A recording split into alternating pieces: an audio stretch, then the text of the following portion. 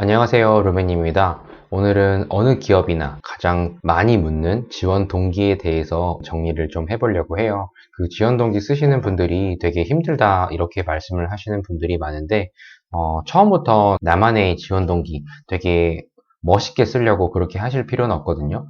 기본적으로 이렇게 갖춰줘야 될 기본 포맷에 대한 지원 동기를 작성하는 거를 먼저 가지고 계시고, 그 다음에 하나 둘씩 나만의 이런 개성이 잘 묻어나는 그런 지원 동기로 차차 더 바꾸셔도 되니까, 오늘은 기본적인 지원 동기, 그 포맷 만드는 부분에 대해서 제가 좀 말씀을 드리려고 해요. 일단 처음부터 좀 살펴볼게요. 공기업이든 대기업이든 기업의 이름을 처음 알게 된 계기에 대해서 생각을 해보셔야 돼요. 그 재학 시절에 아니면 뭐 공부를 하시다가 기업에 대한 조사를 하다가 그 이름을 알게 되었는지, 아니면 어려서부터 부모님이나 아니면 주위 분들의 영향을 받았는지, 어떻게 알게 되었는지를 생각해 보면 일단 처음에 이 기업과 나와의 접점이라는 게 생길 거예요. 대기업 같으면 지금 뭐 롯데도 지금 채용을 하고 있는데, 여기 보시면 제과, 뭐 껌 이런 거는 저 뭐 어렸을 때부터 접했을 수 있잖아요. 그런 것도 있고, 뭐 마트, 그리고 백화점, 공기업으로 따지면 지하철, 뭐 항공 등등 이런 것들은 그냥 내 의지랑은 상관없이 그냥 자연스럽게 노출된 부분이거든요. 어쨌든 그래도 적어 볼게요. 그리고 금융이라든지 뭐 토목, 전기, 화학 이런 쪽은 어려서부터 좀 알기가 쉽지는 않고, 부모님이나 아니면은 그 주위의 현직자분들에 의해서 좀 많은 정보를 어렸을 때 얻은 경우가 많으실 거예요. 아니면 지금 성인이 된 이후에 특정 분야에 대해서 좀 공부를 하고 아니면 취업을 하려고 하다 보니까 알게 된 그런 기업도 있을 텐데, 어쨌든 처음에는 그 기업의 이름을 알게 된 계기에 대한 부분을 먼저 정리를 해보시는 게 첫 문장으로 추천을 드려요. 그래서 기업이랑 나와의 그런 처음 접점이 무엇이었는지를 이렇게 보시면, 이런 사실을 통해서 어떤 계기로 기업을 알게 되었다 정도로 초안을 잡으시면 돼요. 그리고 두 번째 보면 해당 기업이 지금 하고 있는 일에 대해서 조금 더 자세하게 알아보셔야겠죠. 당연히 관심이 생겼으면 그 기업에 대해서 어떤 일을 하는지 자연스럽게 관심이 갈 수밖에 없거든요. 첫 번째 문장에서는 그 기업의 단순한 접점을 찾았다고 하면은, 일단 기업이 잘 하고 있는 부분은 나의 관심사거든요. 그런 관심사라는 부분에 있어서 어떻게 내가 정말 마음에 든 그 부분이 이 기업에 어떤 게 있는지, 즉 이런 칭찬거리들 있죠. 그 기업이 잘하는 부분들, 그런 부분들을 어떤 경쟁사가 있는 그런 기업이라고 하면 한번 비교를 해서 이 기업만이 잘하고 있는 그런 부분들을 참고로 한번 살펴보세요. 그리고 산업분석이라고 하는 부분은 대기업을 지원하시는 분들은 사실 많이 더 어떻게 보면 하셔야 되죠. 경쟁사도 또 많고 그런 거 하다 보니까, 그 원래는 지금 너무나 가고 싶은 기업이라고 하면 이렇게 당연히 있겠지만, 취업 준비를 하면서 지금 관심을 갖는 분들이 대부분이니까 좀 이런 부분들은 참고를 해서, 어디를 참고하느냐 하면 대기업 같은 경우에는 다트, 아시죠? 그런 사이트에 가셔서 좀 살펴보시면 기업에 대한 모든 정보들이 많이 남겨져 있으니까 좀 참고를 해서 보세요. 그 기업에 대해서 잘하는 부분을 알게 되면 그 기업에 대한 호감도가 높아졌다는 의미이기 때문에, 그런 부분들은 이제 내가 이 기업에 지원하고자 하는 구체적인 그런 원인이 되었다라는 부분을 그 다음에 말씀을 하실 수 있어요. 그리고 그 잘하는 부분도 물론 중요하지만, 그 기업이 가고자 하는 철학과 방향, 그리고 사회적인 그런 인식, 뭐 공기업은 사실 더 대외 활동이나 이런 부분들도 많이 보기 때문에, 그러한 부분들에 있어서의 내 가치관과 일치되는 그런 부분들을 좀 먼저 공통된 부분을 좀 살펴보시고, 나의 관심사와 관련된 부분을 이 기업이 이렇게 가고자 하는구나 라고 하게 되면 그만큼 호감도가 더 높아지니까 그 입사를 하고자 하는 그런 생각이 더 많아지실 거예요. 당연히 그럴 수밖에 없어요. 그랬을 때 내 가치관과 그런 철학이 기업이 가고자 하는 그런 핵심 가치와 사업 방향이 이렇게 일치한다라는 부분을 잘 어필하시게 되면은 지원 동기의 첫 번째 문장이 이렇게 나올 거예요. 그 예시로 한번 들어보면은 어떠한 나의 가치관이 기업이 지닌 그런 철학이랑 아니면 인재상이랑 가치랑 이런 부분들이 있죠. 그런 부분들이 일치함을 알고, 당신의 회사에 내가 이렇게 관심을 가졌습니다 라고 호감도를 어필해 주세요. 혹은 공부를 해서 아니면 경험을 통해서 알게 된 그 기업의 잘하는 부분을 보면서 내가 사업에 대한 이해도나 이런 부분들을 높일 수 있었다라는 표현을 하시면, 내가 과거에 그 경험을 통해서 이제 구체적으로 관심도에 대한 부분을 표출할 수 있거든요. 그러면 거의 두 문장이 이렇게 끝나요. 처음에 이 기업에 대해서 처음 알게 되었다. 그리고 내가 어떤 부분에 있어서 당신의 기업에 이렇게 관심을 가져서 입사를 결심하게 되었다. 이런 표현이니까 그 다음에 바로 이렇게 이어져요. 내가 정말 입사를 하고자 결심을 했던 그 결정적인 이유에 대해서 말씀을 하셨기 때문에 그 이후에 그 기업이 원하는 그런 역량이 무엇이구나 라고 판단을 하신 다음에 그 다음에 어떻게 내가 이렇게 역량을 쌓아왔다라는 부분을 그 다음에 이 3번 항목은 가장 자세하게 적어 주셔야 돼요. 그래서 직무와 관련된 나의 전문성을 지금 현재 원서 접수를 하는 이 시간까지 어떻게 전문성을 쌓아왔구나라는 부분을 먼저 정리를 한번 해보세요. 특히 그 공기업 같은 경우에는 그 전공이랑 지원하시는 직무랑 좀 일치하지 않는 경우가 사실 있는데 꼭 이게 전공자만 무조건 합격을 한다 이런 보장은 사실은 없어요. 더 유리는 하겠죠, 당연히. 그러니까 학교 다니면서 쌓았던 그런 비전공에도 상관없으니까 그런 지식적인 부분들, 그런 부분을 그 지원하고자 하는 그런 직무와 연관이 어떤 부분이 있는지를 좀 찾아보세요. 어떤 부분이 일치하지?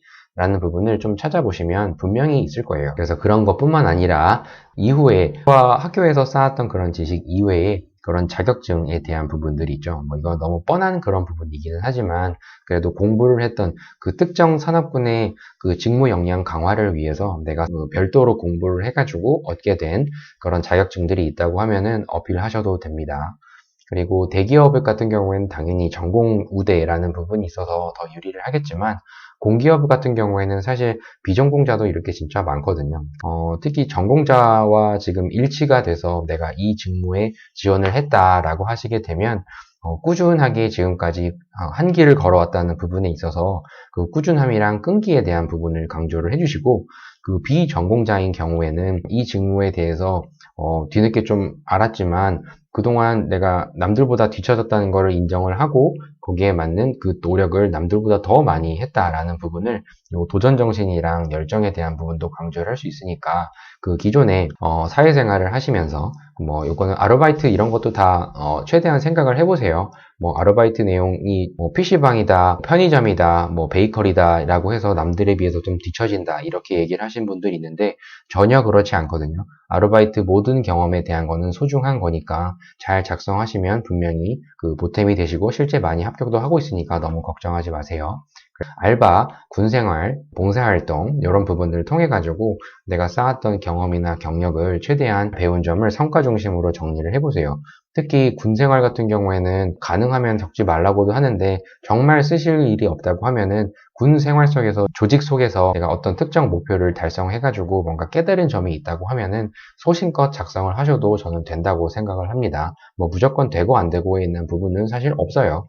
더 중요한 건 내가 그동안 쌓았던 역량이 입사 후에 내가 이 직무에 필요한 역량에 있어서 어떤 연관성이 있고 어떻게 발전시킬 수 있는지에 대한 부분을 정리를 하고 말을 하실 수가 있다고 하면은 자유롭게 표현을 하셔도 돼요. 그리고 미리 이 부분은 말씀을 드리는데 기업에서 역량 이렇게 얘기를 계속 하는 이유는 지원자의 과거에 그 하셨던 그런 그 경험 속에서의 그런 성과, 결과물을 냈던 그런 과정에서 그 여러분들의 어떤 행동이나 이런 걸 통해서 가치관도 간접적으로 더 알 수 있고 특히 이런 경험이나 이런 부분들이 있어서 입사를 한 다음에 과연 이 사람이 또다시 우리 기업의 입장에 맞춰서 또 성과를 만들어낼 수 있는가라는 부분을 사실 평가를 하기 때문에 가능하면 내 기준으로 이 부분이 뛰어나다, 잘한다 이런 시각보다는 제3자, 특히 인사 담당자, 내가 만약에 인사 담당자라고 하면 나를 정확히 바라보고 이 부분을 객관적으로 나를 평가를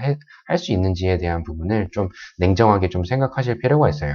특히 내가 말하고 있는 그 경험이나 어떤 성과에 대한 부분이 과연 입사 후에 도움이 되는 얘기를 하고 있는 걸까? 라는 부분을 한번 생각을 좀 해보시는 것을 권해드려요. 그리고 어차피 자소서에서는 글자 수 제한이라는 게 있어서 거의 사실 기반으로 쓰시겠지만 결국에는 면접에 가시게 되면 그 부분에 대한 거를 더 상세하게 말씀을 하실 기회가 분명히 있을 거예요. 그런 부분 때문에 다양한 그런 경험이나 아니면 경력을 통해서 얻었던 그런 성공, 실패를 하셔도 돼요. 어차피 실패를 통해서 느낀 점들도 분명히 있다고 하면 다 정리를 해두시고 면접 때 소신껏 말씀하실 수 있는 소재로 준비를 해두시는 게 좋습니다.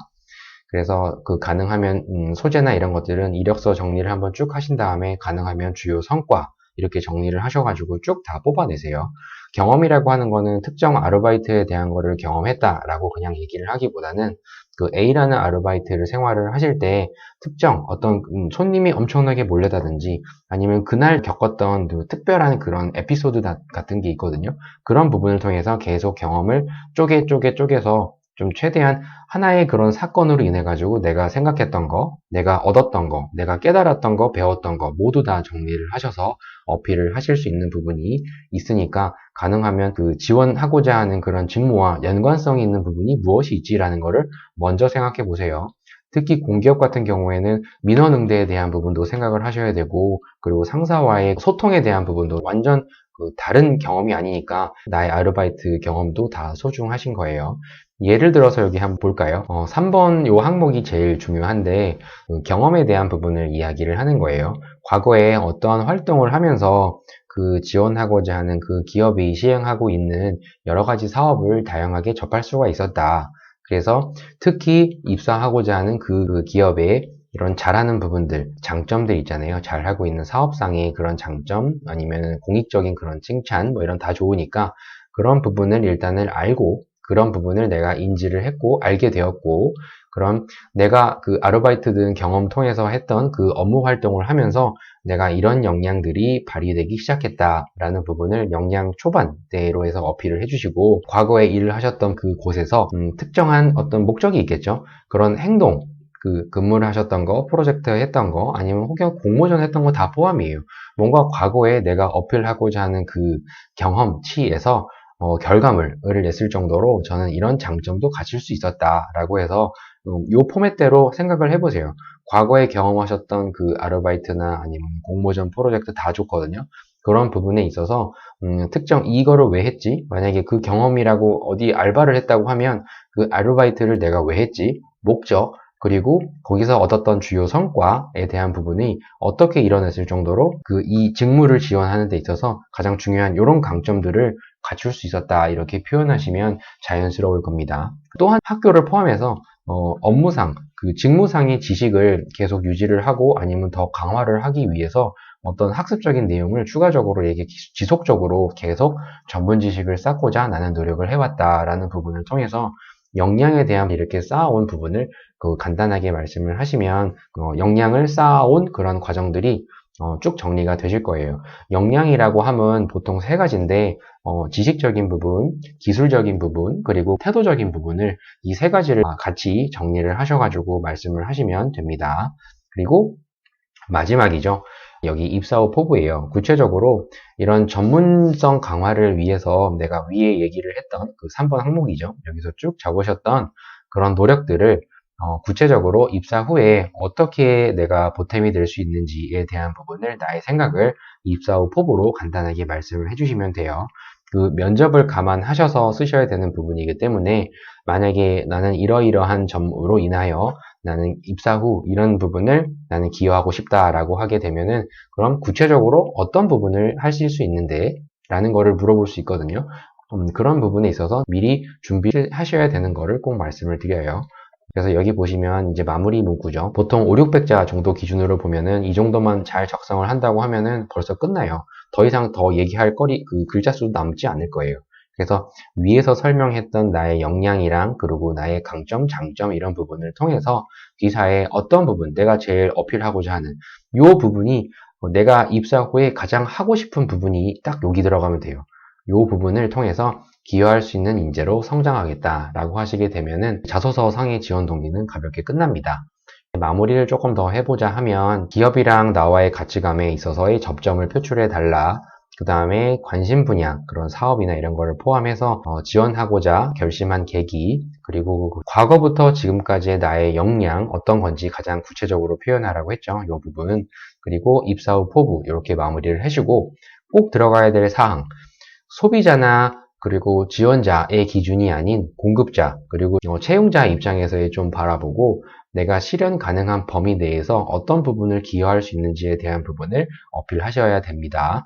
그리고 기업 중심의 관점으로 기업이 왜 나를 선택을 해야지 라는 부분에 대해서 생각을 꼭 해보셔야 돼요. 그리고 입사 후에 어떤 부분을 내가 구체적으로 하고 싶은지에 대한 거를 말씀을 하실 수가 있다고 하면 역으로 모든 게 다 해결이 되거든요. 예를 들어서 딱 한마디만 물어보면 다 할 수 있어요. 당신이 우리 회사에 입사를 해서 어떠한 것을 가장 하고 싶은지, 그리고 어떤 부분을 가장 잘 할 수 있다고 생각하는지에 대한 부분을 먼저 말씀을 하실 수가 있다고 하면 역으로 내가 지금 가지고 있는 역량이 이만큼이다 라는 거를 얘기를 근거를 통해서 하실 거고, 그 다음에 맨 처음부터 해서 어떻게 내가 그 역량을 쌓았는지에 대한 거를 또다시 정리를 하실 수가 있고, 그리고 맨 처음에는 기업을 어떻게 알게 됐는지까지 역으로 깔끔하게 정리가 될 수가 있으니까 이런 방법도 추천을 드려요. 입사 후에 내가 어떤 부분을 내가 구체적으로 하고 싶은지에 대한 거를 먼저 생각을 해보시면 어떻게 보면 쉽게 풀릴 수도 있으니까 그 기업에 대한 나의 애정도랑 관심도나 이런 부분들을 잘 녹여내셔서 작성을 하시면은 지원 동기나 이런 부분들은 잘 마무리가 되실 겁니다. 뭐 어렵지 않아요. 얼른 빨리 지원 동기 작성해 보세요.